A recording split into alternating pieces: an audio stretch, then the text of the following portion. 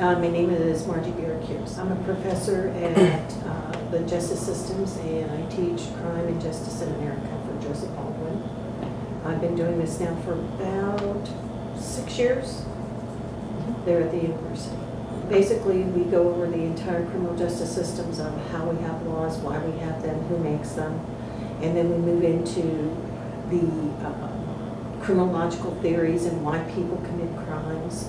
Then we'll move into the law enforcement aspect of it, and we deal with why officers do what they do, what are the guidelines, the constitutional issues they need to be aware of, and specific court cases that have set the precedents for them.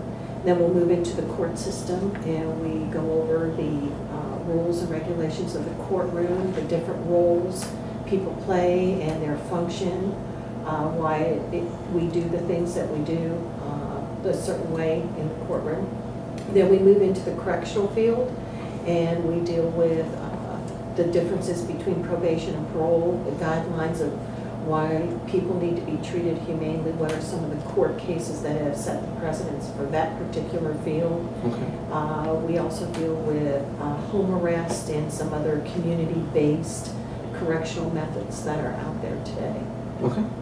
We've done a variety of activities that are applicable to each and every unit that we've studied. We made a visit to the courthouse, saw court in action. We went to the jail. We were able to see the various aspects of the jail and compared it to the video for Supermax prisons. We went to the police department, had a taser demonstration. We worked with the university police department, and they did the DUI goggles with remote control cars, and each of the students got to experience what it would be like if they were drunk and how well they didn't do on the maneuvers as a result of it. They did plaster casting, fingerprinting. There are different board games and video games that I have on computer that were applicable to everything that we studied in the classroom.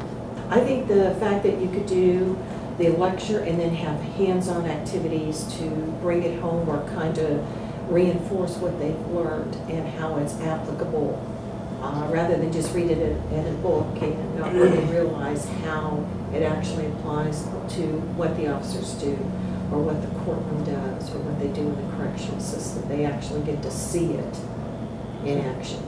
They have preconceived notions about policies and procedures and laws and how things actually function and work in the real world. I need to explain to them that based on various court cases that we have to treat people humanely. I think they have the most fun doing the activities. Of course, you know, it's hard to maintain attention for anybody for any length of time, and giving them breaks in between really helps. But I think that the activities, I think almost all the students enjoy the most. I think I've gotten a few of them interested in careers in the criminal justice field as a result of this particular class. So I'm hoping that eventually they go to college and get their 4-year degree, and they know the significance of that and how it will impact them later on in their career field, and how promotions will come much easier for them as a result of it. I'm hoping that most of them will take some of the things that they've learned and bring them into the classroom and share them with their classmates when they go back. When somebody is arrested in class, they have the impression that they were guilty. Now they realize that they're innocent until proven guilty. So just because somebody's arrested does not mean necessarily that they have been tried, convicted, and they really are guilty until their court case is actually over.